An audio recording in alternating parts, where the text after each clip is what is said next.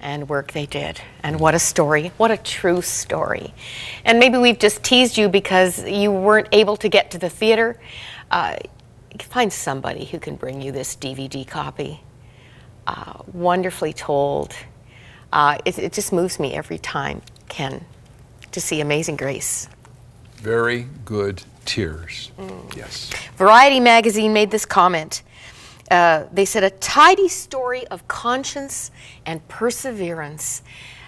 I would say that's very true of who you are, Ken. Oh my. I'm honored that you might think so. Well, you have to have my last Oscar memory and moment. March 25th, 1996, just a few hours before the Academy Awards show, the must-see for me, my 3-year-old son, Davey, popped his chin on his little Tykes play unit. It needed stitching. There's the evidence right there on the picture. Off to the hospital we went while Richard did the holding. Now, this is before they had that nice freezy cream that allows the child to feel no pain. Richard had to hold Davy down for the ordeal in the treatment room. I prayed in the hospital waiting area and watched the Barbara Walters special. It always precedes the awards. She was interviewing Richard Dreyfuss for a Best Actor Oscar. He was perhaps going to win it. He didn't for Mr. Holland's opus. It was the Braveheart year. Barbara asked him, if you could make a wish, one wish, what would it be? He said, as long as I can remember, with every shooting star, every birthday candle, I have wished for one thing, inner peace, that calm that you see in some people. Well, my heart went out to a man who seemingly had searched all his life for what Jesus died to give him. My son had an open wound, and he, I'm sure, was in a lot of pain, but he would heal. How many years would Richard Dreyfuss search in all the wrong places for what was available to him now in a relationship with the Creator, with Jesus Christ? Well, those 3 stitches and we were home in time for the Oscars. Richard Dreyfuss didn't take one home, but I continue to pray that he will find the greatest treasure and his amazing grace. Beautiful. You're meeting people all Indeed. The time, Ken, yes, who have all the trophies and salaries that astound us and fame.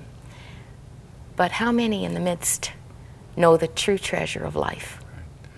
The important thing is, hopefully, that all of them at one point in their life know that God is God and that His Son Jesus Christ has given us eternal life. God's grace is available to you. And as we thank Ken for this wonderful time, you have no idea how much else I would like to talk to you about. Indeed. We'll do more.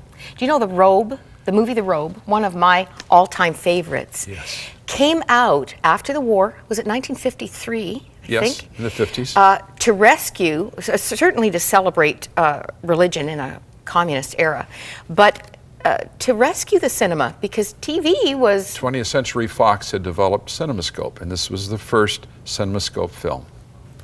And it got people back to the theater. Yes, indeed. And at the end of it is perhaps one of the greatest scenes of all time when Richard Burton, portraying the young Roman centurion, is in front of Caligula, the empire, and all of the empire and the emperor is sentencing him to death.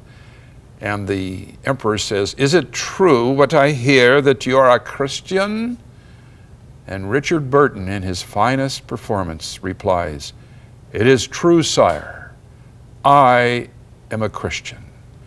And he begins the incredible address and chooses, rather than to declaim or disclaim Christ, to go to his death together with Gene Simmons, joining him at his side as they head off into eternal life, being both of them Christians. You have a personal connection to Lloyd C. Douglas. What's that about? I do. Lloyd C. Douglas wrote that story when he was a minister. He was pastor of the First Congregational Church for several years in Los Angeles, at the same time a top screenwriter. And one of the films, one of the stories actually that he wrote first was the book Magnificent Obsession. Oh, I see it sitting there And really it's right quickly. May here. I show it? It was done by Rock Hudson. Do and you remember Jane Wyman this? Jane Wyman and Rock Hudson. Some of you are too young. in the 50s. And it is indeed the story about this physician and what does happen. And Rock Hudson's portrayal in it is superb. But I want to retell it because it is about the power of God and how God changes the life of the person who accepts that incredible power. Let's pray for Ken as he comes to mind. I hope he will. He's got wonderful dreams. They're going to be the kind of thing you want to spend your time viewing, enjoying, being impacted by. And I hope all our discussion about God's amazing grace today has encouraged you wherever you are. There's not one person on this planet who doesn't need God's grace, and there's no one who can't experience God's grace.